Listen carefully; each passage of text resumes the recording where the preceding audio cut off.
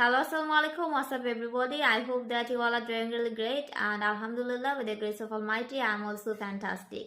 So আজকের ক্লাসে আমরা কয়েকটি স্ট্রাকচার শিখব, যে স্ট্রাকচারগুলোর মাধ্যমে আমরা হাজার হাজার সেন্টেন্স নিজেরাই তৈরি করতে পারি। তাহলে চলুন শিখে নেওয়া যাক। First structure, subject plus be verb plus having hard time plus V1 plus ING. এই স্ট্রাকচারটি আমরা ব্যবহার করি কোনো কিছু করতে সমস্যা হচ্ছে বোঝাতে। যেমন আমার বইটি রাখতে সমস্যা হচ্ছে, I am having a hard time keeping my book. তোমাকে বোঝাতে আমার সমস্যা হচ্ছে, I am having a hard time making you understand. তার শুনতে সমস্যা হচ্ছে, he is having hard time listening. তারপর structure, subject plus need to plus V1 plus extension. Subject plus need to plus V1 plus extension, এই স্ট্রাকচারটি আমরা ব্যবহার করি কোনো কিছু প্রয়োজন আছে বোঝাতে। যেমন আমার নতুন কিছু শেখা প্রয়োজন, I need to learn something new. আমার গান গাওয়া প্রয়োজন, আই নিড টু সিং। তার বই পড়া প্রয়োজন, he needs to read a book. এখানে নিডস বলেছি কারণ হিটা হচ্ছে থার্ড পারসন, আর আমরা জানি থার্ড পারসনের পরে ভার্বের সঙ্গে এস বা ইএস অ্যাড করতে হয়। তাদের কঠোর পরিশ্রম করা প্রয়োজন, they need to work hard. Structure number 3, subject plus have verb plus decided to plus V1। এই স্ট্রাকচারটি আমরা ব্যবহার করি কোনো কিছু সিদ্ধান্ত নিয়েছি অর্থে। যেমন আমি ইংরেজি শেখার সিদ্ধান্ত নিয়েছি, I have decided to learn English. সে কাজটি শেষ করার সিদ্ধান্ত নিয়েছে, he has decided to complete the work.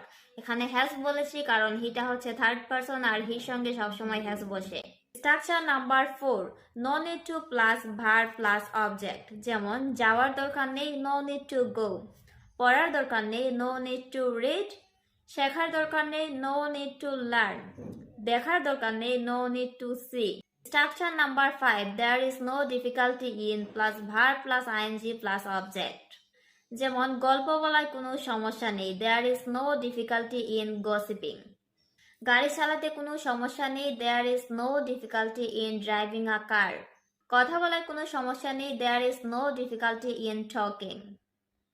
অনুভব করায় কোনো সমস্যা নেই, there is no difficulty in feeling. খেয়াল করে দেখবেন আমি প্রত্যেকটা ভার্বের শেষে কিন্তু আইএনজি এড করছি।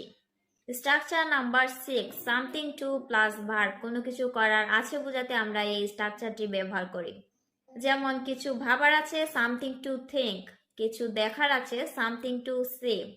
কিছু শেখার আছে, সামথিং টু লার্ন। কিছু বলার আছে, something to say. And then I will be able to, এটা আমরা ব্যবহার করি আমি কোনো একটা কিছু করতে পারবো বোঝাতে। যেমন I will be able to teach you, আমি তোমাকে শেখাতে পারবো। I will be able to do the work, আমি কাজটি করতে পারবো। They will be able to go, তারা যেতে পারবে। And then nothing makes sense, এটা আমরা ব্যবহার করি কোনো কিছু করতে ভালো না লাগা বোঝাতে। যেমন কথা বলা ছাড়া আমার কিছুই ভালো লাগে না, nothing makes sense without talking. কাজ করা ছাড়া আমার কিছুই ভালো লাগে না, nothing makes sense without working. তোমাকে ছাড়া কিছুই ভালো লাগে না, nothing makes sense without you. টাকা ছাড়া কিছুই ভালো লাগে না, nothing makes sense without money. তারপর দেয়ার মাস্ট হ্যাভ বিন, এটা আমরা ব্যবহার করি কোনো কিছু নিশ্চয় ছিল বোঝাতে। যেমন আমার ব্যাগে নিশ্চয়ই একটা কলম ছিল, there must have been a pen in my bag. আমার টেবিলে নিশ্চয় একটি বই ছিল, there must have been a book on my table. মাঠের পাশে নিশ্চয় একটি গাছ ছিল, there must have been a tree beside the field. And then get down to, এটা আমরা ব্যবহার করি দেরি না করে শুরু করো বোঝাতে। যেমন গেট ডাউন টু গো, দেরি না করে যাও। গেট ডাউন টু স্লিপ, দেরি না করে ঘুমাও।